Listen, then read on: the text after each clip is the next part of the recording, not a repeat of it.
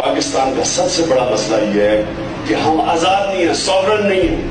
ہماری foreign policy Ghulam ہے کہ ایک ملک جب تک آزاد فیصلے نہیں کرتا وہ یہی حرکتیں کرے گا جو آج ہم کر رہے ہیں کہ جنگ کسی کی ہے، جنگ ہم نے اپنی بنا لی. میں پرائم منسٹر ہوتا میں اوباما کو سیدھا سیدھا جا کے کہتا کہ دیکھیں ہمارا ملک تباہ ہو رہا ہے، ہمارے 50,000 لوگ مر رہے ہیں، ہر روز لوگ مر رہے ہیں، آپ نے ڈرون نہیں کرنا. میرا 1 پوائنٹ ایجنڈا ہوتا، چھوڑیں باقی کے بھیک مانگنا یہ وہ ایک، کیونکہ میرے ملک میں امن ہوگا تو ملک آگے بڑھے گا. اوباما سے میں یہ کہتا کہ دیکھیں آپ کا کام اپنے ملک کے انٹرسٹ پروٹیکٹ کرنا ہے، میرا کام میرے ملک کے عوام کے لوگوں کے انٹرسٹ پروٹیکٹ کرنا ہے.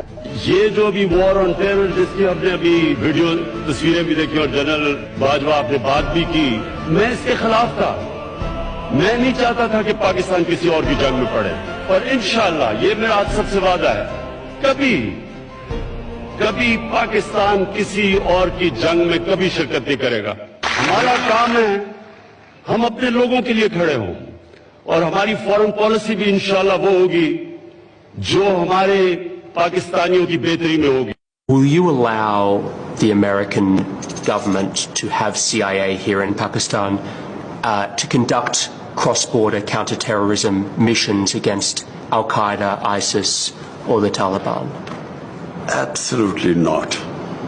There's no way we're going to allow any bases, any sort of action from Pakistani territory into Afghanistan. Absolutely.